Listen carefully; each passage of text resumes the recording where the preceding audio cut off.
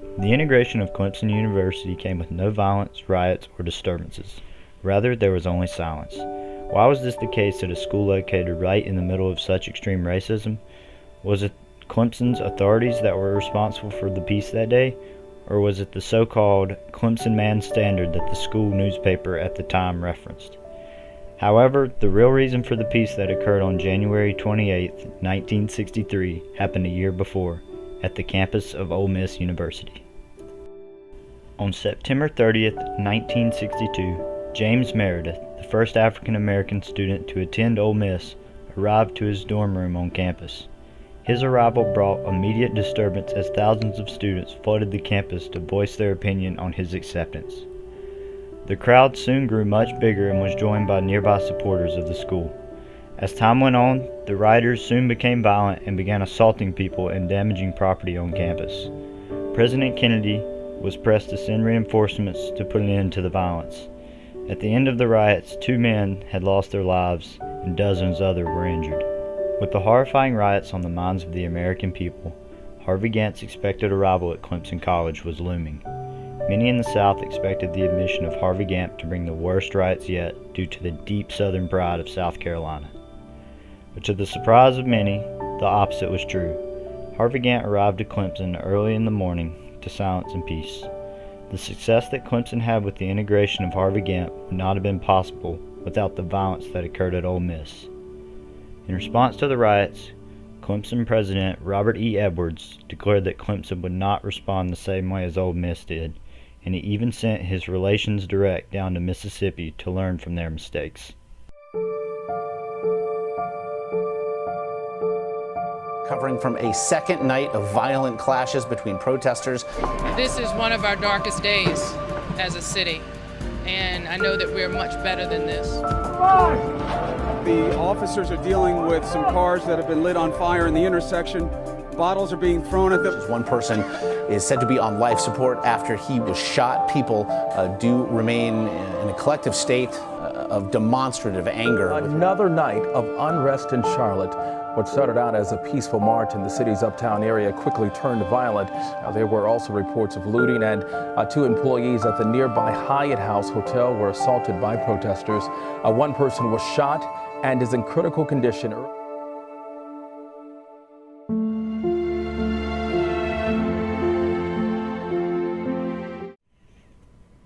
A famous American philosopher named George Santayana once said, "Those who do not remember the past are condemned to repeat it." As you can see from these riots, the issue of racial division in our country is not just a thing of the past. It is still happening today. We believe that it is important for students at Clemson to understand and care more about our racist past so we do not end up repeating it. In order for us to get an understanding of the general knowledge of some of Clemson's not-so-flattering history, we stood by Library Bridge and conducted some interviews in order to gauge the student body's knowledge. Hi everybody, welcome to Clemson University, great campus in the South. We are here today to learn about Harvey Gantt and Clemson integration. We're going to interview people, ask them some questions, see what they know, and then hopefully figure some stuff out, yeah? Alright, I'm here with Travis today. We are on Clemson University's campus, and we are going to ask him about Harvey Gantt. Do you know who Harvey Gantt is? No, I do not. That's alright. Do you know when Clemson integrated? 1960s. Oh! He's in the right range. That's great. Okay, and the last question. Which one of these individuals is Harvey Gantt? Yes! That's great. Thank you so much. Hi, man. Have a great rest of your day. No problem. My friend Richard today on a beautiful sunny afternoon, and we're going to ask him about Clemson's integration. So, Richard, when did Clemson integrate? What year, my friend? I have no idea. Okay, how are you think to guess? 18. No.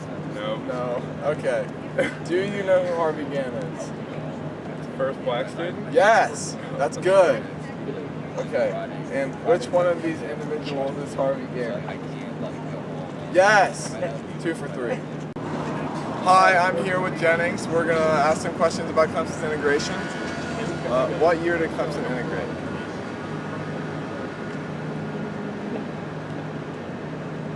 I don't remember. Wait. I do know this, so we talked about it. We did talk about it. I don't remember. Was it? Okay, open and... I don't remember. Okay, it was 1963. Do you know who Harvey Gantt is? Yes, he was the first African American student at Beautiful. Clemson. Didn't he? Which one is him? Yes! Alright, that's all for today. Damn. Alright, I'm here with Will on Clemson's great campus, and we're going to ask him about Clemson's integration and the important people. Do you know when Clemson integrated? I do not. That's alright. It was 1963, pretty big year for us. Do you know who Harvey Gantt is? I do not. That's okay. He was the first African American student on Clemson's campus. And could you tell me which one of these individuals is Harvey Gantt? That's okay. All right, that's all for today. When did Clemson integrate? 1963? Yes, perfect. Do you know who Harvey Gantt was? Yes, he's the first African American student at Clemson. Superb. And can you tell me which one of these individuals is him? There we go. 3 for 3. Superstar. What year did Clemson integrate? I think it's like 1950s, 1960s. Well, it's 1963, so good guess, good guess. Do you know who Harvey Gantt is? Yes, he was the first African American who Yes, he came to Clemson. was. Beautiful. And can you tell me which one of them is him? No, it's this one. It's this one. Yeah. I'm here with Lauren today on Clemson University's beautiful campus, and we're just going to ask her a few questions about Clemson integration.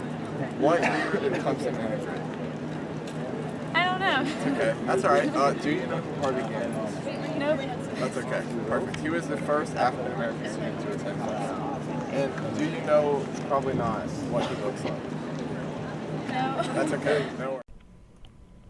As you can see from these interviews, a lot of students did not know the facts about Clemson's history.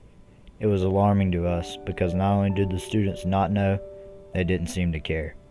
We decided to create a survey to reach even more students to gauge their understanding.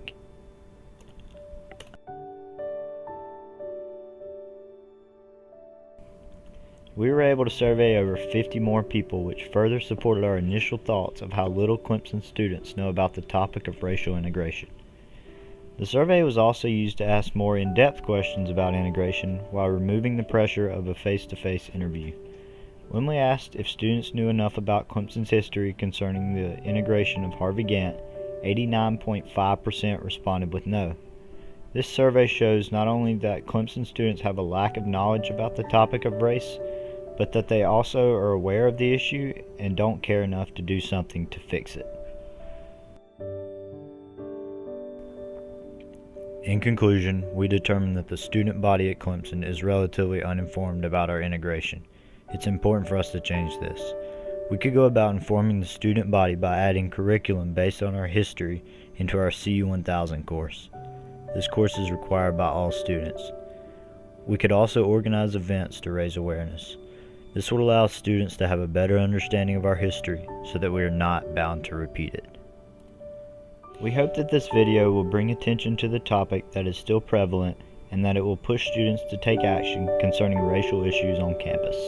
However, only watching this video is not enough to fix this problem.